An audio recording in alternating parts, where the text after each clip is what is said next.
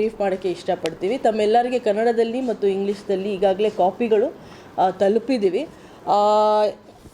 ನಾವು RTC Aadhaar seeding ಬಗ್ಗೆ ಈಗಾಗಲೇ ನೀವು ವಿಡಿಯೋ ನೋಡಿದ್ದೀರಾ. ಇಡೀ ಕರ್ನಾಟಕ ರಾಜ್ಯದಲ್ಲಿ ಇದು ನಡೀತಾ ಇದೆ, ಕಲಬುರಗಿ ಜಿಲ್ಲೆಯಲ್ಲಿ ಸಹ ನಡೀತಾ ಇದೆ. ನಮ್ಮಲ್ಲಿ ಟೋಟಲ್ ತಾವು ನೋಡ್ತೀರಾ ಅಂದರೆ 8,76,000 ಲ್ಯಾಂಡ್ ಹೋಲ್ಡರ್ಸ್ ಇದ್ದಾರೆ. ಇಷ್ಟು ಮಂದಿಯಲ್ಲಿ ಈಗಾಗಲೇ ನಾವು ಆಧಾರ್ ಸೀಡಿಂಗ್ KYC ಮೂಲಕ ಮಾಡಿಸ್ತೀವಿ. ಸಿಂಪಲಾಗಿ ನಮ್ಮ VAಗಳು ಒಂದು ಆ್ಯಪ್ ಮುಖಾಂತರ ಅಲ್ಲಿ ಹೋಗಿ ರೈತರು ಅವ್ರು ಯಾರಿದ್ದಾರೆ ಅವ್ರದ್ದು RTCಯಲ್ಲಿ ಇರೋದು ಹೆಸರು ಆಧಾರ್ಗೆ ಲಿಂಕ್ ಮಾಡಿ ಒಂದು OTP SMS ಮುಖಾಂತರ ಬರುತ್ತೆ ಅವ್ರಿಗೆ. ಆ OTP ನಾವು ಖಾತ್ರಿಪಡಿಸಿ ಅವ್ರದ್ದು ಲಿಂಕಿಂಗ್ ಮಾಡ್ತೀವಿ. ಅಲ್ಲೇ ಒಂದು ಸ್ಥಳದಲ್ಲಿನೇ ಒಂದು ಫೋಟೋ, ಯಾರು ಲ್ಯಾಂಡ್ ಓನರ್ ಇದ್ದಾರೆ ಅವ್ರದ್ದು ಫೋಟೋ ನಾವು ಅದೇ ಆ್ಯಪಲ್ಲಿ ಕ್ಯಾಪ್ಚರ್ ಮಾಡಿಸ್ತೀವಿ. ಈಗಾಗಲೇ ಹಿಂದಿನ 2.5 ತಿಂಗಳಿಂದ ಇದು ಸತತವಾಗಿ ನಡೀತಾ ಇರೋದು ಕಾರ್ಯ. ಈಗಾಗಲೇ ನಮ್ಮಲ್ಲಿ 4,77,000 ರೈತರು ಬಾಂಧುಗಳದು ಈಗಾಗಲೇ ಆಧಾರ್ ಜೋಡಣೆ ಆಗಿದೆ. ಯಾಕೆ ಜೋಡಣೆ ಮಾಡ್ತಾ ಇರೋದು ಅಂತ ಒಂದು ಪ್ರಶ್ನೆ ನಿಮ್ಮಲ್ಲಿ ಇರಬಹುದು. ಬಹಳ ಸಿಂಪಲ್ ಇದೆ, ನಿಮಗೆ ಗೊತ್ತಿದೆ. ಒಂದೇ RTC ಇಟ್ಕೊಂಡು 2-3 ಟ್ರಾನ್ಸಾಕ್ಷನ್ ಮಾಡ್ತಾರೆ. ಬಹಳಷ್ಟು ಮಂದಿಗೆ ಗೊತ್ತಾಗೋದಿಲ್ಲ. ನಕಲಿ ದಾಖಲಾತಿ ಸೃಜನೆ ಆಗುತ್ತೆ ಮತ್ತು ಈ ರೀತಿ ಮೋಸದ ವ್ಯವಹಾರ ಎಲ್ಲ ಆಗುತ್ತೆ. ಅದು ತಡೆಗಟ್ಟಲಲ್ಲಿ ನಮಗೆ ಇದು ಒಂದು ಶಸ್ತ್ರ ಆಗಿ ನಿಂತಬಹುದು. ಇದು ಒಂದಾಗತ್ತೆ. ಅದಲ್ಲದೆ ನಾವು ಯಾವುದಾದ್ರೂ ಸರ್ಕಾರಿ ಸವಲತ್ತು ರೈತರಿಗೆ ತಲುಪಬೇಕಂದ್ರೆ ಆಧಾರ್ ಎನೇಬಲ್ಡ್ ಪೇಮೆಂಟ್ ಸಿಸ್ಟಮ್ಗೆ ಈಸಿಲಿಯಾಗಿ ನಾವು ಟ್ರಿಗರ್ ಮಾಡಬಹುದು. ತಮಗೆ ಗೊತ್ತಿದೆ, ಹಿಂದಿನ ವರ್ಷ ಎಲ್ಲ 11 ತಾಲೂಕಲ್ಲಿ ಬರ ಪೀಡಿತ ಅಂತ ಘೋಷಣೆ ಆಯಿತು. ನಾವು ಪರಿಹಾರ ಕೊಟ್ಟಿದ್ದೀವಿ, ಅದಲ್ಲದೆ ಇನ್ಶೂರೆನ್ಸ್ ದುಡ್ಡು ಕೊಟ್ಟಿದ್ದೀವಿ. ಬೇರೆ ಬೇರೆ ಸೋರ್ಸಸಿಂದ ಫೇಲ್ ಟ್ರಾನ್ಸಾಕ್ಷನ್ ಆದಾಗ ನಾವು ಮತ್ತು ಬಹಳಷ್ಟು ಎಕ್ಸಸೈಸ್ ಮಾಡಿ ಸರಿಪಡಿಸಬೇಕಾಗಿತ್ತು. ಈ ಸಲ ಏನಾಗುತ್ತೆ, ಈಗಾಗಲೇ ಖಾತ್ರಿಪಡಿಸಿರೋದು ದಾಖಲಾತಿ ಇರುತ್ತೆ, ಓನರ್ಶಿಪ್ ಡೀಟೇಲ್ಸ್ ಖಚಿತಪಡಿಸಿರೋದು ಇರುತ್ತೆ. ಅವರೇ ಸ್ವತಃ ಓನರೇ OTP ಕೊಟ್ಬಿಟ್ಟು ಅವ್ರದ್ದೇ ಅಂತ ಹೇಳಿ ನಮ್ಮ ಕಡೆ ಒಂದು ಡೇಟಾಬೇಸ್ ಕ್ರಿಯೇಟ್ ಆಗಿರುತ್ತೆ. ಆಧಾರ್ಗೆ ಯಾವಾಗಲೂ ಬ್ಯಾಂಕ್ ಅಕೌಂಟ್ ಖಾತೆ ಲಿಂಕೇಜ್ ಇರುತ್ತೆ. ನಾವು immediately Aadhaar based enabled system payment ನಾವು ಮಾಡಿಸಬಹುದು. ಡೈರೆಕ್ಟ್ ರೈತರುಗಳಿಗೆ ಬೆಳೆ ಪರಿಹಾರ ಆಗಲಿ ಬೇರೆ ಯಾವುದಾದ್ರೂ ಸರ್ಕಾರಿ ಸವಲತ್ತಾಗಲಿ ಇಮಿಡಿಯೇಟ್ಲಿ ಅವ್ರಿಗೆ ತಲುಪೋ ರೀತಿ at the click of a button ಮಾಡೋಕ್ಕೆ ಸಾಧ್ಯ ಆಗುತ್ತೆ. ತಮಗೆ ಗೊತ್ತಿದೆ, ಆಡಳಿತದಲ್ಲಿ ಸಾಕಷ್ಟು ನಾವು ತಂತ್ರಾಂಶಗಳು ಬಳಕೆ ಮಾಡ್ತಾ ಇದ್ದೀವಿ. ಟೆಕ್ನಾಲಜಿ ಬಳಕೆ ಮಾಡುವಾಗ ಹೊಸ ಆ್ಯಪ್ಗಳು ನಾವು ಟೆಕ್ನಾಲಜಿ ಬಳಕೆ ಮಾಡುವಾಗ ಈ ರೀತಿ ಎನೇಬಲಿಂಗ್ ಇದ್ದಾಗ ನನಗೆ ಬಹಳ ಯೂಸ್ಫುಲ್ ಆಗುತ್ತೆ ಅಂತ ಆ ಒಂದು ಪದ್ಧತಿ ಪ್ರಕಾರ ನಾವು ಮಾಡಿಸ್ತಾ ಇದ್ದೀವಿ. ನಮ್ಮದು ಇದರಲ್ಲಿ ಎಸ್ಪೆಷಲಿ ಎಲ್ಲ ಗ್ರಾಮ ಆಡಳಿತ ಅಧಿಕಾರಿಗಳು VAOs ಯಾರ್ಯಾರು ಇದ್ದಾರೆ, ನಮ್ಮ RIಗಳು ಆಗಲಿ ನಮ್ಮ ಡೆಪ್ಯೂಟಿ ತಹಸೀಲ್ದಾರ್ಸ್ ಆಗಲಿ ಪ್ರತಿಯೊಬ್ಬರು ತಹಸೀಲ್ದಾರ್ ಇದು ಮಾನಿಟರ್ ಮಾಡಿದ್ದಾರೆ. ಇಲೆಕ್ಷನ್ ಮಧ್ಯೆ ಸಹ ಈ ಕಾರ್ಯ ಆಗಿದೆ ಮತ್ತು ಜುಲೈ ಅಂತ್ಯವರೆಗೆ ನಾವು ಮಾಡೋಣ ಅಂತ ಒಂದು ಪ್ರಯತ್ನ ಮಾಡಿದ್ದೀವಿ. ಆಗಸ್ಟ್ 15ವರೆಗೆ ನಾವು ಇದು ಮುಕ್ತಾಯ ಮಾಡಿಸೋ ರೀತಿ ಪ್ರಯತ್ನ ಮಾಡ್ತೀವಿ. ಇದರಲ್ಲಿ 2-3 ಬೇರೆ ವಿಷಯನೂ ಆಚೆ ಬಂದಿದೆ. ಈಗ ನಮ್ಮದು 67% ಪ್ರೋಗ್ರೆಸ್ ಈಗಾಗಲೇ ಆಗಿದೆ. ಬಟ್ ನಾವು ಈ ರೀತಿ KYC ಮಾಡುವಾಗ ಮತ್ತು ಆಧಾರ್ಗೆ ಸೀಡಿಂಗ್ ಲಿಂಕೇಜ್ ಮಾಡುವಾಗ ಬಹಳಷ್ಟು ಕಡೆ NA ಆಗಿರೋದು ನನಗೆ ಕಂಡು ಬಂದಿದೆ. ಈಗ 41,000 ಕೇಸಸಲ್ಲಿ NA ಆಗಿದೆ ಅಂತ. NAದು ಇನ್ನೊಂದು ಅಡಿಷ್ನಲ್ ಡೇಟಾಬೇಸ್ ಕ್ರಿಯೇಟ್ ಆಗುತ್ತೆ. ಅದಲ್ಲದೆ ಬಹಳಷ್ಟು ಕಡೆ ಪಾವತಿ ಖಾತೆ ಆಗದೆ 67,000 RTCಸಲ್ಲಿ ನಮಗೆ ಮಾಹಿತಿ ಸಿಕ್ಕಿದೆ, ಯಾರ ಹೆಸರು ಪಹಣಿಯಲ್ಲಿದೆ ಅವರು ಮರಣ ಹೊಂದಿದ್ದಾರೆ, ಆದರೂ ಪಾವತಿ ಆಗದೇ ಇರೋದು ಗಮನದಲ್ಲಿ ಬಂದಿದೆ. ಈಗ ನಮಗೆ ಏನಾಗುತ್ತೆ, ಪ್ಲ್ಯಾನಿಂಗ್ ಮಾಡೋಕ್ಕೆ ಸುಲಭ ಆಗುತ್ತೆ. ಭಾಳಷ್ಟು ಮಂದಿಗೆ ಮಾಹಿತಿದು ಕೊರತೆ ಇರಬಹುದು, ಅರಿವುದು ಕೊರತೆ ಇರಬಹುದು, ಅವ್ರು ಹೇಗೆ ಮಾಡೋದೂ ಗೊತ್ತಿರೋದಿಲ್ಲ. ಕಚೇರಿಗೆ ಹೋಗಿ ತಿರುಗಾಡೋದು, ಅವ್ರ ಬೇಜಾರು ಮಾಡಿಸ್ಕೊಂಡು ಹೋಗೋದಿಲ್ಲ. ಹಾಗಾಗಿ ನಾವೇ ಸ್ವಇಚ್ಛೆಯಿಂದ ಅವ್ರಿಗೆ ಕರೆಸಿ ಅಥವಾ ಗ್ರಾಮೀಣ ಕ್ಷೇತ್ರದಲ್ಲಿ ಗ್ರಾಮವಾರು ಹೋಗಿ ಒಂದು ಕ್ಯಾಂಪ್ ಮೋಡಲ್ಲಿ ಪಾವತಿ ಅಭಿಯಾನ ಮಾಡೋದು ಒಂದು ಅನುಕೂಲ ಆಯಿತು. ನಮ್ಮ ಕಡೆ ಡೇಟಾಬೇಸ್ ಇದೆ, ವಿಲೇಜ್ ವೈಸ್ ಯಾರ್ಯಾರು RTCಯಲ್ಲಿ ಮರಣ ಹೊಂದಿರೋದು ಅವರು ಡೇಟಾಬೇಸ್ ಸಿಕ್ಕಿದೆ. ಈ 67,000 ನಾವು ಆಗಸ್ಟ್ ಇಂಡಿಪೆಂಡೆನ್ಸ್ ಡೇ ಆನ್ವರ್ಡ್ಸ್ ಇದು ಲಾಂಚ್ ಮಾಡೋದು ಒಂದು ಪ್ರಯತ್ನ ಮಾಡ್ತೀವಿ. ಎಲ್ಲ ಕಡೆ ಹೋಗಿ ಅವರೇ ದಾಖಲಾತಿ ಕಲೆಕ್ಟ್ ಮಾಡಿ ಯಾರಿದ್ದಾರೆ, ಪಾವತಿದಾರ ಯಾರ್ಯಾರಿದ್ದಾರೆ, ಅವರು ಯಾರ ಹೆಸರಲ್ಲಿ ಇಡ್ತಾರೆ, ಜಾಯಿಂಟ್ ಖಾತೆ ಇಡ್ತಾರೆ ಹೇಗೆ ಅಂತ ಒಂದು ಪಾವತಿ ಅಭಿಯಾನ ಸಹ ಮಾಡಬಹುದು. ಇದು ಬಹಳ ಒಂದು ಫ್ಯೂಚರಿಸ್ಟಿಕ್, ನಿಮಗೆ ಅರ್ಥ ಆಗಿದೆ ಅಂದರೆ ಇದು ಒಂದು ಗುಡ್ ಗವರ್ನೆನ್ಸ್ ಕಡೆ ನಾನು ಹೆಜ್ಜೆ ಮಾಡಿಸ್ತಾ ಇರೋದು. ನಾವು ಬದಲಾವಣೆ ಮಾಡಬೇಕು ರೆಕಾರ್ಡ್ಸ್, ಅದಾದ ನಂತರ Aadhaar linkage to the legal heirs ಮಾಡಬೇಕಾಗಿರುತ್ತೆ. ಡಿಸ್ಪ್ಯೂಟಲ್ಲಿ ಇರುತ್ತೆ. ಹೌದು, ಡಿಸ್ಪ್ಯೂಟಲ್ಲಿ ಇದ್ದಾಗ ಬೇರೆ SOP ಬರುತ್ತೆ. ಬಟ್ ನಾವು ಜನರಲಿ ಏನು ಮಾಡ್ತೀವಿ, ಡಿಸ್ಪ್ಯೂಟಲ್ಲಿ ಇದ್ದಾಗೂ ಜಂಟಿ ಓನರ್ಶಿಪ್ ಕೂರಿಸ್ಬಿಡ್ತೀವಿ. ಯಾರಿಗೆ ಎಷ್ಟು ಅಂತ ಖಚಿತಪಡಿಸೋದು ಕೋರ್ಟಲ್ಲಿ ಇರುತ್ತೆ, ಅಥವಾ ರೆವೆನ್ಯೂ ಕೋರ್ಟಲ್ಲಿ, ಸಿವಿಲ್ ಕೋರ್ಟಲ್ಲಿ ಎಲ್ಲಾದರೂ ಅವರು ಲಿಟಿಗೇಷನ್ ಮಾಡ್ತಾ ಇದ್ದಾರೆ ಅಂದ್ರೇನು ಅವ್ರದ್ದು ಫ್ಯಾಮಿಲಿ ಟ್ರೀ ಪ್ರಕಾರ ಎಲ್ಲರದ್ದು ಹೆಸರು ಕೂರಿಸಿರ್ತೀವಿ. ಬಿಕಾಸ್ ರಿಜಿಸ್ಟರ್ಡ್ ಗಿಫ್ಟ್ ಡೀಡ್ ಇರುತ್ತೆ, ಅದು ಡಿಸ್ಪ್ಯೂಟಲ್ಲಿ ಇರುತ್ತೆ, ಸಾಕಷ್ಟು ಬೇರೆ ಬೇರೆ ಸಿನಾರಿಯೋ ಬರುತ್ತೆ.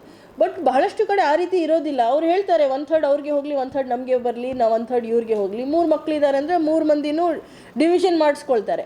ಆವಾಗ ನಾವು ಆಧಾರ್ ಲಿಂಕ್ ಅದು ಇದಾಗತ್ತೆ, ಪಾರ್ಟಿಷನ್ ಆಗತ್ತೆ ಅಲ್ವಾ. ಆವಾಗ ಡಿಸ್ಪ್ಯೂಟ್ ಇದ್ದಾಗ ನಾವು ಡಿಸ್ಪ್ಯೂಟ್ ಕೇಸಿಗೆ ಸೆಪ್ರೇಟ್ ಟ್ಯಾಗಿಂಗ್ ಮಾಡೋದು ಒಂದು ಹೊಸ SOP ಮಾಡ್ತೀವಿ.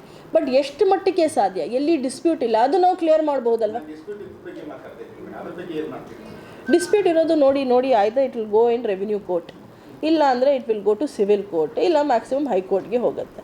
ಹೌದು, ಇಲ್ಲ ಕೋರ್ಟಲ್ಲಿ ಇದ್ದಾಗ ತೀರ್ಮಾನನೇ ಬಾಕಿ ಇದೆ ಅಲ್ವಾ, ಆವಾಗ ನಾವು ಯಾರಿಗೆ ಲಿಂಕ್ ಮಾಡೋಕ್ಕೆ ಆಗೋದಿಲ್ಲ.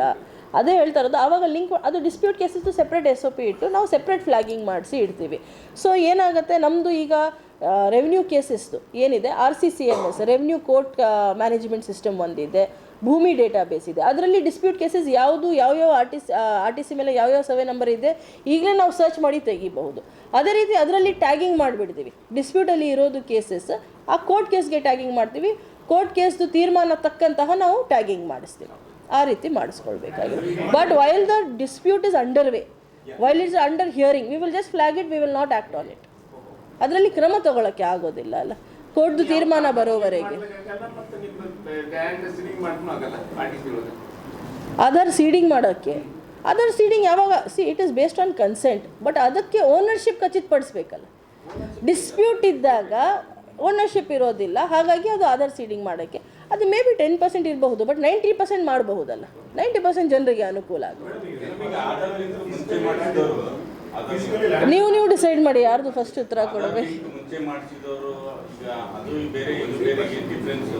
ಏನು ಹಿಂದೆ ಏನು ಮಾಡಿದ್ದಾರೆ, ಬೆಳೆ ಪರಿಹಾರ ಬರುವಂತೆ ಸುಲಭವಾಗುವುದು ಅಂತೆಲ್ಲ ಕೆಲವು ಆಪ್ಷನ್ಸ್ ಇದೆ.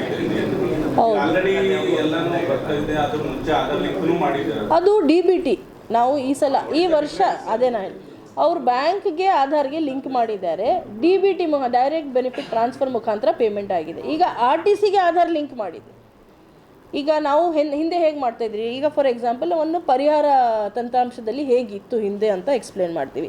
ಈಗ ಲಾಸ್ಟ್ ಇಯರ್ ನಮ್ಮದು ಆಲ್ಮೋಸ್ಟ್ 2,73,000 ರೈತರದ್ದು ಡೇಟಾಬೇಸ್ ಕ್ರಿಯೇಟ್ ಮಾಡಿ ಮೆಮೊರಾಂಡಮ್ ಮಾಡಿ, ಎಷ್ಟು ಮಂದಿ ಸಣ್ಣ ರೈತರು ಅಷ್ಟು ಮಂದಿ ಅದನ್ನು ಸ್ಮಾಲ್ ಆ್ಯಂಡ್ ಮಾರ್ಜಿನಲ್ ಫಾರ್ಮರ್ಸ್ ಅಂತ ಗುರುಸಿ ಮೆಮೊರಾಂಡಮ್ ಕಳಿಸ್ತೀವಿ. ಗೌರ್ಮೆಂಟ್ ಅವರು ಎಕ್ಸೆಪ್ಟ್ ಮಾಡ್ತಾರೆ, ಇಷ್ಟು ಪರಿಹಾರ ನಿಗದಿ ಮಾಡಿ ನಮಗೆ ರಿಲೀಸ್ ಮಾಡ್ತಾರೆ. ಆವಾಗ ಆ ರೀತಿ ಪ್ರೊಸೆಸ್ ಮಾಡ್ತಾಯಿದ್ವಿ. ಈಗ ಅದಾದ ನಂತರ ಹಿಂದಿನ ವರ್ಷ 22-23ವರೆಗೆ ಹೇಗಿತ್ತು, ನಾವು ಪ್ರತಿ ರೈತರದ್ದು ಡೇಟಾಬೇಸ್ ಎಂಟ್ರಿ ಮಾಡಬೇಕಾಗಿತ್ತು. ಈ ವರ್ಷ 23-24 ಏನು ಇಂಪ್ರೂವ್ಮೆಂಟ್ ಆಯಿತು ಅಂದರೆ ಆ ಡೇಟಾಬೇಸ್ DBT ನೇರವಾಗಿ ಮಾಡಿದ್ದೀವಿ. ಎಂಟ್ರಿ ಮಾಡಲಾರ್ದು ಬರೀ RTC ಡೇಟಾ ಫೆಚ್ ಮಾಡಿ ನಾವು ಪೇಮೆಂಟ್ ಮಾಡಿದ್ದೀವಿ. ಈ ಸಲ ಏನಾಗುತ್ತೆ ಅದನ್ನು ಬೇಕಾಗೋದಲ್ಲ, ನಮ್ಮ ಮೆಮೊರಾಂಡಮ್ ಏನು ಹೋಗಿದೆ ನೇರವಾಗಿ ಆಧಾರ್ ಬೇಸ್ಡ್ ಲಿಂಕ್ ಆಲ್ರೆಡಿ ಇದೆ, ಕನ್ಸೆಂಟ್ ಆಲ್ರೆಡಿ ಇದೆ, ನೇರವಾಗಿ ಅವ್ರ ಅಕೌಂಟ್ಗೆ ಹೋಗಿ ಅಮೌಂಟ್ ಬೀಳೋ ರೀತಿ ಆಗುತ್ತೆ. ಇದು ಬರೀ ಪರಿಹಾರ ಒಂದು, ಅದಲ್ಲದೆ ಸಾಕಷ್ಟು ಇದೆ. ಈಗ ಫಾರ್ ಎಕ್ಸಾಂಪಲ್ ನಮ್ಮದು ಇನ್ಶೂರೆನ್ಸ್ ಇರಬಹುದು. ಇಲ್ಲ, ಮುಂಚೆ ಮಾಡಿರೋದು ಗೋಪಾಲ್ ಅವರೇ, ಅವ್ರು ಮಾಡಿರೋದು ಬ್ಯಾಂಕ್ ಖಾತೆಗೆ. ಈ ಸಲ ಮೊದಲೇ ಸತಿ RTCಗೆ ಮಾಡ್ತಾ ಇರೋದು, ಮೊದಲೇ ಸತಿ ಅವರು RTCಗೆ ಮಾಡ್ತಾ ಇರೋದು ಆಧಾರ್ ಸೀಡಿಂಗ್. ತಾವು ಏನೋ ಕೇಳ್ತಾ ಇದ್ರು.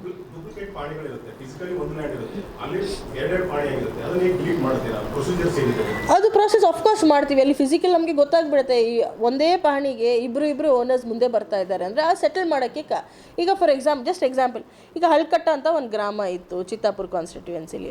ಅಲ್ಲಿ ಹೇಗಿತ್ತು, ಜಂಪಿಂಗ್ ಸರ್ವೆ ನಂಬರ್ಸ್, ಒಂದು ಸರ್ವೆ ನಂಬರ್ ಒಂದು ಜಮೀನಿಗೆ 2 to 3 ಸರ್ವೆನೇಸ್ ಬರ್ತಾ ಇತ್ತು, ಒಂದು ಜಮೀನಿಗೆ ಸರ್ವೆ ನಂಬರ್ ಇಲ್ಲದೇ ಇತ್ತು. ಅದು ಗುರ್ತು ಮಾಡಿದ ತಕ್ಷಣ BMC ಭೂಮಿ ಮಾನಿಟರಿಂಗ್ ಸೆಲ್ ಅವ್ರ ಜೊತೆ ಕೋಆರ್ಡಿನೇಟ್ ಮಾಡಿ ಪೂರ್ತಿ ಊರ್ದು ನಾವು ತಿದ್ಸಿದ್ದೀವಿ. ಈ ರೀತಿ ಇಶ್ಯೂಸ್ನ ಆಚೆ ಬರುತ್ತೆ, ತಿದ್ಸೋಕ್ಕೆ ಸರಿಪಡಿಸೋಕ್ಕೆ ಅವಕಾಶ ಆಗುತ್ತೆ. ಹೌದು ಇಲ್ಲ ಪ್ರೊಆಕ್ಟಿವ್ ಗವರ್ನೆನ್ಸ್ ಮಾಡ್ತಾ ಇದ್ದೀವಿ. ಅವ್ರು ಬಂದನ್ನು ಹೇಳಾದಮೇಲೆ ಮಾಡೋಕ್ಕಿಂತ ನಾವೇ ಗುರುಸಿ ಎಷ್ಟು ಮಟ್ಟಿಗೆ ಸಾಲ್ವ್ ಮಾಡಬಹುದು ಆ ರೀತಿ ನಾವು ಪ್ರಯತ್ನ ಮಾಡ್ತಾ ಇರೋದು. ಡಬಲ್ ಇರುತ್ತೆ ಅಂತ ಹೌದು, ಅದು ಎಷ್ಟು ಗುರುತಿಸಿದ್ದೀವಿ 1 by 1 ಸಾಲ್ವ್ ಮಾಡ್ತಾ ಇದ್ದೀವಿ. ಬಟ್ ನನ್ನ ಅಪೀಲ್ ಏನಂದರೆ, ಯಾಕೆಂದರೆ 67% ಮಾತ್ರ ಆಗಿದೆ, ಇನ್ನೂ 33% ಬಾಕಿ ಇದೆ ನಮ್ಮದು. ಜನರು ಸ್ವಲ್ಪ ಮುಂದೆ ಬಂದು ಮಾಡ್ತಾರೆ ಅಂದರೆ ಅದು ಡೆಫಿನೆಟ್ಲಿ ಅದು ಇನ್ನೂ ಜಾಸ್ತಿ ಬರಬಹುದು. ಈ ರೀತಿ ಕೇಸಸ್ ಈಗಾಗಲೇ ಗುರ್ತಿರೋದು ಕೇಸಸ್ ಬಿಟ್ಟು ಸಾಕಷ್ಟು ಇನ್ನೂ ನಮ್ಗೆ ಗಮನಕ್ಕೆ ಬರಬಹುದು. ದಯವಿಟ್ಟು ಎಲ್ಲರೂ ಮುಂದೆ ಬಂದು ಮಾಡಿಸ್ಕೊಳ್ತಾರೆ ಅಂದರೆ ಮಿಕ್ಕಿದೂ ಕೇಸಸ್ ನಾವು ಗುರ್ತಿಸಿ 1 by 1 ಟ್ಯಾಕಲ್ ಮಾಡ್ತಾ ಹೋಗಬಹುದು, ಸೊಲ್ಯೂಷನ್ ಸಿಗುತ್ತೆ ಜನರಿಗೆ.